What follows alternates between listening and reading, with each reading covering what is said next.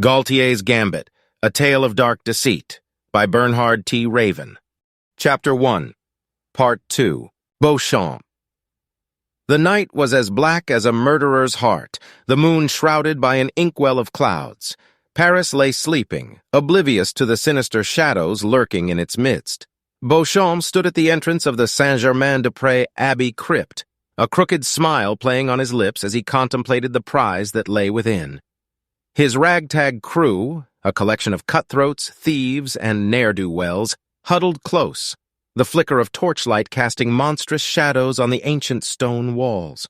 Beauchamp's eyes gleamed with avarice as he addressed them in a low, menacing voice.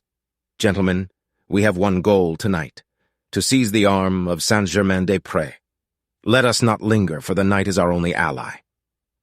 But even as he spoke, Beauchamp was acutely aware of the powerful figures who had set this heist in motion. They were merciless, cruel, and influential, their reach extending into the highest echelons of society. He knew better than to cross them, for to do so would mean certain death. With a flourish of his cloak, he led his crew into the crypt. The air was damp and stale, heavy with the weight of centuries. The walls, lined with the remains of the long dead, seemed to close in on them, as if the spirits of the past were watching, disapproving of their unholy mission. As they made their way through the winding passages, Beauchamp couldn't shake the feeling that he was a pawn in a much larger game. The powerful figures pulling the strings remained hidden in the shadows, their motives as inscrutable as the darkness that enveloped them. At last, they reached the final resting place of the revered relic, a dimly lit chamber where the arm of Saint-Germain-des-Prés lay encased in a crystal sarcophagus. Its aura was palpable, an otherworldly presence that sent shivers down the spines of even the most hardened criminals. Beauchamp's eyes danced with wicked delight as he approached the sarcophagus. "This, my friends, is the key to our fortune," he whispered, his breath fogging the crystal.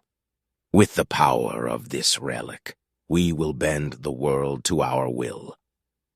His fingers danced over the delicate lock, a masterful display of skill and precision. Within moments, the lock clicked open, and the sarcophagus lid slid back with an eerie groan. Beauchamp's heart raced with anticipation as he reached inside, his fingers closing around the ancient relic. The moment the arm of Saint-Germain-des-Prés was in his grasp, a cold shiver ran down his spine, as if the very souls of the damned were cursing him for his sacrilege. But the power it held, the promise of untold miracles, was too intoxicating to resist. He wrapped the relic in a black velvet cloth and tucked it securely into his satchel. Turning to his crew, Beauchamp grinned like a cat with a stolen canary. "Gentlemen, our work here is done. Let us depart before the first light of dawn betrays us." As they retraced their steps through the crypt, the shadows seemed to coil around them, a silent witness to their wicked deeds. Beauchamp couldn't shake the feeling that they were being watched, that the stolen relic had set in motion a chain of events that would haunt them for the rest of their days. Back at their hideout, they reveled in the success of their heist, but Beauchamp's thoughts remained on the powerful figures who had orchestrated this crime. He knew that with the relic in their possession, they would hold unparalleled influence over the city, their power growing ever darker and more corrupt. But even as Beauchamp reveled in the success of the heist, he couldn't help but feel a sense of unease. The powerful figures he was working for were cruel and ruthless, and he knew that one misstep could be his last. They were like spiders, hidden in the shadows, weaving a web of deceit that ensnared all who dared to cross them. As he sipped his wine, Beauchamp allowed himself a moment of introspection. He wondered if the price of his loyalty was worth the potential cost. But the lure of power, of wealth, and of influence was too strong to resist. He was trapped in a tangled web of his own making, ensnared by his own ambition and greed. For now, he would bide his time, waiting for the perfect moment to present the stolen relic to his masters. He would play his part in their grand scheme, even as he secretly longed for an escape from the darkness that threatened to engulf him.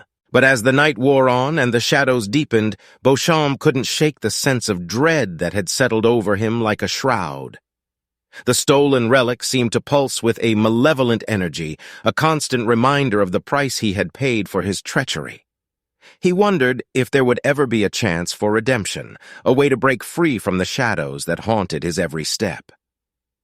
But as the first light of dawn crept over the horizon, Beauchamp knew that for now there was no turning back. He was a creature of the night, bound to the darkness and the sinister figures who ruled from the shadows. And as the city of Paris began to stir, awakening from its slumber, Beauchamp and his crew melted back into the shadows, their crimes hidden beneath the cloak of darkness. But the consequences of their actions would not remain hidden forever, and the tangled web of deceit they had woven would soon ensnare them all in a deadly game of power, betrayal, and retribution. You want to know how the story develops? Subscribe now.